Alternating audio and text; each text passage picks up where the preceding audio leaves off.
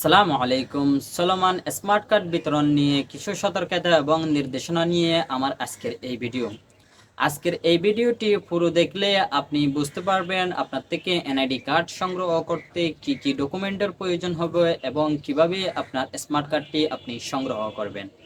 তাই চলুন ভিডিওটি শুরু করা যাক। ভিডিওটি শুরু করার পূর্বে ছোট্ট একটি রিকোয়েস্ট থাকবে, আপনি যদি এই চ্যানেলের নতুন দর্শক হয়ে থাকেন এবং চ্যানেলটি সাবস্ক্রাইব করে না থাকেন তাহলে অবশ্যই চ্যানেলটি সাবস্ক্রাইব করে দিবেন। আর যদি ফেসবুক থেকে দেখে থাকেন তাহলে অবশ্যই ফলো করে দিবেন, কারণ আমার এই চ্যানেলের মধ্যে প্রত্যেকদিন এরকম তথ্যবহুল ভিডিও আপলোড করা হয়।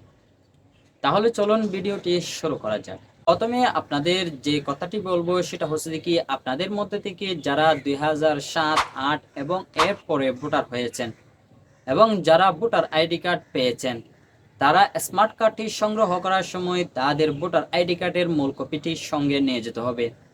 আর যারা ভোটার হয়েছেন কিন্তু লেবিটিন এনআইডি কার্ড পান নাই, তারা ভোটার হওয়ার সময় যে স্লিপটি দেওয়া হয়েছিল সেই স্লিপের মূল কপিটি নিয়ে যেতে হবে। আর আপনাদের মধ্যে থেকে যারা এনআইডি কার্ড এবং স্লিপ হারিয়ে ফেলছেন, তারা কি করবেন? তাদের থেকে সোনালী ব্যাংকে গিয়ে 345 টাকা জমা দিয়ে তারপরে সেখান থেকে চালান কপিটির সঙ্গে নিয়ে আসতে হবে। একটা কথা জেনে রাখা ভালো, উপজেলা থেকে আগত অফিসাররাও অনেক সময় সে চালান কপিগুলো সঙ্গে নিয়ে আসে। আপনারা চাইলে তাদেরকে 345 টাকা জমা দিয়ে তাদের থেকে চালান কপি নিয়ে আপনার স্মার্ট কার্ডটি আপনি সংগ্রহ করতে পারবেন। কিন্তু আপনাদের মধ্যে থেকে যারা বিকাশ নগদের মধ্যে টাকা জমা দিয়ে চালান কপিটি বের করবেন, সেই চালান কপিটি কিন্তু এখানে কার্যকর হবে না। তারপরে আপনি আপনার নির্দিষ্ট তারিখের মধ্যে গিয়ে উপজেলা থেকে আগত অফিসারদের কাছ থেকে আপনার স্মার্ট কার্ডের বক্স আইডিটি জেনে নেবেন এবং আপনারা চাইলে বক্স আইডিটা অনলাইনের মাধ্যমেও জেনে নিতে পারেন ঘরে বসে। সেটা করার জন্য আপনারা ইউটিউবে এনআইডি স্মার্ট কার্ড চেক এরকম বলে সার্চ দিলে আপনারা ইউটিউবে অসংখ্য ভিডিও পেয়ে যাবেন। তারপরে আপনার বক্স আইডিটি জেনে নেওয়ার পর তারপরে আপনি আপনার স্মার্ট কার্ডটি সংগ্রহ করতে যাবেন। স্মার্ট কার্ডটি সংগ্রহ করার সময় আপনার চোখের আইরিশ প্রদান করতে হবে এবং 10 আঙ্গুলের ফিঙ্গার দিতে হবে।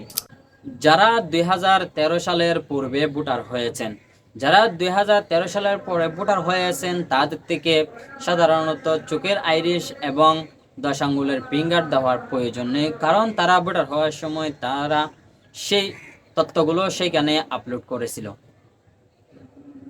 আর এবং আপনাদের মধ্যে থেকে অনেকে আমাকে প্রশ্ন করতে পারেন, যারা প্রবাসী আছে তারা কিভাবে তাদের স্মার্ট কার্ডটি সংগ্রহ করবে, অথবা আপনাদের মধ্যে থেকে অনেকে দেশের বাইরে আছেন অথবা কাজে আছেন, এখন আপনি আপনার এলাকায় নেই, তাহলে আপনি কিভাবে স্মার্ট কার্ডটি সংগ্রহ করবেন?